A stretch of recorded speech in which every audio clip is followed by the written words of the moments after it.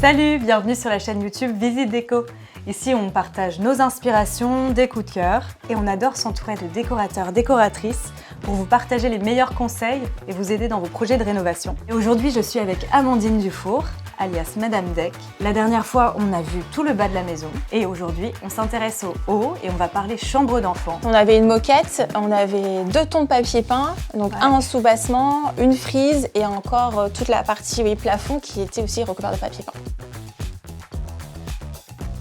Voilà, la chambre de Quentin, il avait besoin d'un espace bureau.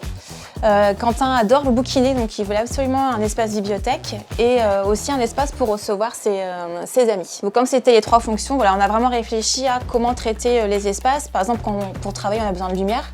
Donc on a plutôt orienté le bureau sous justement le Velux. Et on s'est amusé avec 2 espaces, c'est-à-dire qu'on a surélevé la partie chambre pour différencier en fait l'espace bureau de l'espace nuit. Est-ce que tu peux nous parler un petit peu justement de cette estrade, l'OSB ? C'est quoi l'avantage de ce matériau En fait, l'OSB, avant qu'il redevienne un peu à la mode, c'était un matériau quand même très accessible. Et l'avantage, c'est qu'il apporte une structure. En fait, il n'est pas totalement lisse, il a un petit côté caché. Il faut bien veiller qu'il soit raboté pour éviter en fait les échardes. Parce que s'il n'est pas bien poncé, en fait, quand on va marcher dessus, on risque d'avoir des échardes dans le pied. Là, on est simplement sur des planches en bois et des équerres. Exactement. En fait, une des contraintes, on avait 2 contraintes dans la pièce, c'était la clim qui était existante et le conduit de cheminée. Du coup, on l'a utilisé pour créer des bibliothèques de chaque côté. Et comme tu le disais, c'est la simple tablette avec des écarts. Et au moins, ça permet de débiter de la longueur et d'avoir une bibliothèque la plus grande possible. Et du coup, on a ce petit claustrat en bois. Alors comme pour la chambre des parents, on a essayé de trouver une astuce pour isoler en fait le lit et pas qu'il se retrouve un peu tout seul sur le côté. Comme ça lui crée une sorte de niche sur lequel vraiment quand il est dans son lit, il a son côté lecture, il met sa petite lumière et il se sent dans un petit cocon. Ça permet de créer des zones dans une grande pièce.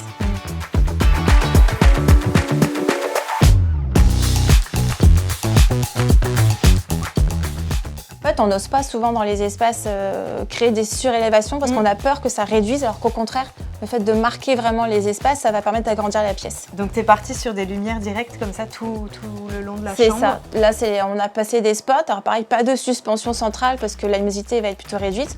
On a travaillé sur un chemin lumineux qui dessert les 2 espaces de travail et de lecture. Et après, c'est que l'éclairage indirect pour le bureau et l'espace bibliothèque. Il ne faut pas hésiter, toujours pareil, à traiter un peu de la couleur, traiter les matériaux et les petits coins. Là, on lui a fait un coin détente pour toujours qu'il puisse bouquiner, pour recevoir ses amis aussi. Comme ça, il y a un espace couchage en plus. Et puis après, il faut adapter. Donc nous, on est parti sur un bleu, parce que Quentin adore le bleu. Donc on retrouve le Stone Blue de chez Faro.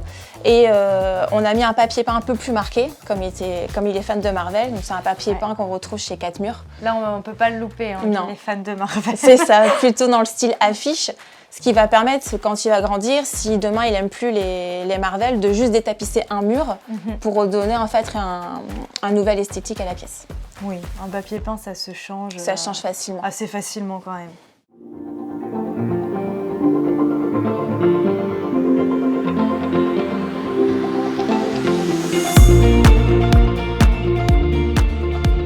On est ici dans le palier. C'est vrai qu'on a parfois du mal à les aménager. En fait, l'idée ici, ça a été d'utiliser le palier pour optimiser un maximum les rangements. Comme c'est un lieu de passage qui dessert les 2 chambres et la salle de bain. En fait, avant, le palier se limitait vraiment à cet espace-ci. En fait, on a doublé la surface en réduisant justement la grande chambre. Et on est venu intégrer des caissons de faible profondeur, donc c'est des caissons de 40. Et en fait, on a utilisé le moins de petits recoins, donc on a même utilisé les rampants pour intégrer des commodes, les commodes mâles. Et en fait, il y a des parties bibliothèque, stockage, il y a linge.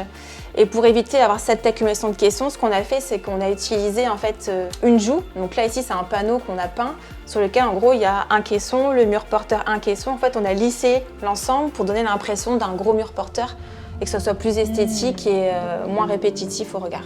Et ce papier peint, alors, il vient d'où ? Alors, le papier peint, il vient de chez Peppermint. C'est granit, c'est plutôt blanc. C'est un terrazzo ludique.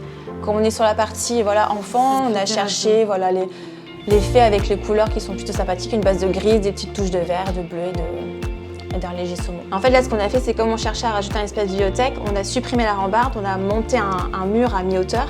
On a laissé une ouverture pour ne pas assombrir sur l'entrée, pour qu'en fait la fenêtre, le Velux donne directement cet espace-là.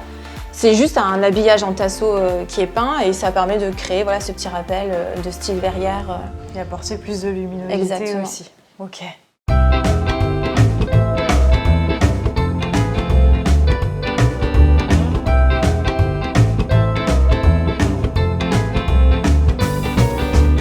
On est ici dans la salle de bain des enfants.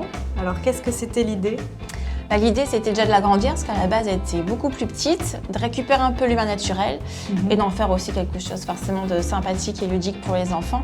C'est parti sur une couleur assez douce, c'est un vert C'est vert ça, d'eau. c'est les verres d'eau. Je trouve ça très pratique. Moi, comme couleur, j'aime beaucoup, j'en mets assez régulièrement. C'est doux, ça apporte quand même la petite touche de couleur qui va bien. Avec le petit rose poudré pour toujours ce rapport de dominante tonique, tu vois. Pour ceux qui n'ont pas la subtilité, je vous invite à regarder la première vidéo.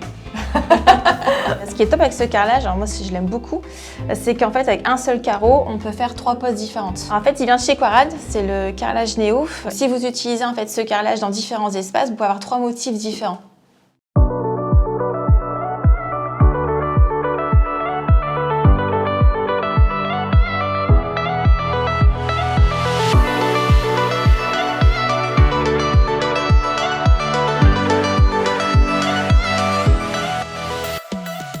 Là, on est dans la chambre d'Iris, 8 ans, c'est ça ? C'est ça. Ici, le deal, c'est que Iris est une jeune fille très créative. Donc, il fallait vraiment travailler sur un espace création. Donc, c'est un peu comme chez Quentin, un espace pour qu'elle puisse dessiner, un espace pour dormir et un espace bibliothèque un peu plus détente. Ils ont fabriqué en fait un caisson pour cacher tout ce qui est électricité, quand même pour la partie pratique.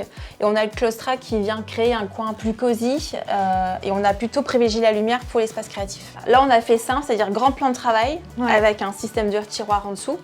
Et on va retrouver des pegboards qui sont quand même plutôt très pratiques. Hyper sympa. Voilà, d'avoir quelque chose qui puisse être modulable à volonté, avec plein de petites boîtes pour ranger ses affaires. Mais ça peut se mettre partout, même dans tes entrées. Dans l'entrée d'une maison, ça permet de... Les clés, colocation, de mettre chacun son courrier, chacun ses clés, son petit sac.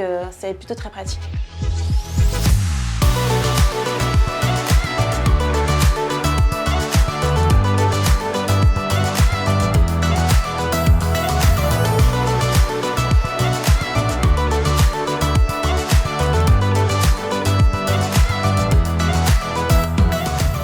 Dans une chambre d'enfant, c'est vrai que c'est hyper sympa de pouvoir comme ça crayonner sur les murs.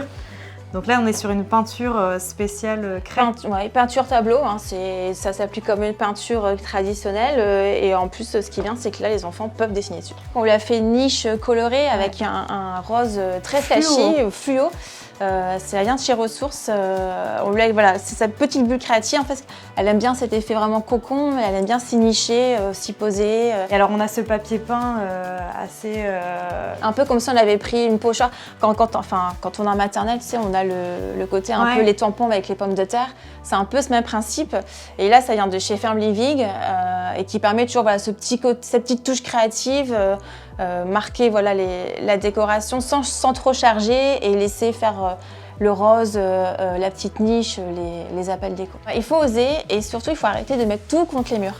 Il ne faut pas hésiter. Aujourd'hui, en fait, on a mis le bureau plus ou moins au milieu de la pièce. On n'a pas été chercher à repousser les affaires dans les coins, mais plutôt vraiment à occuper l'espace dans sa globalité et à créer vraiment des zones, une zone de travail, une zone de couchage et une zone détente. Merci beaucoup Amandine pour cette visite de chambre d'enfant. Merci de m'avoir invitée et d'avoir découvert ce projet. Et on peut toujours te retrouver sur ton compte Instagram Madame Deck. J'espère que cette vidéo spéciale chambre d'enfant vous a plu.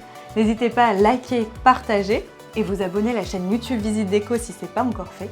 Et je vous dis à bientôt pour une prochaine vidéo.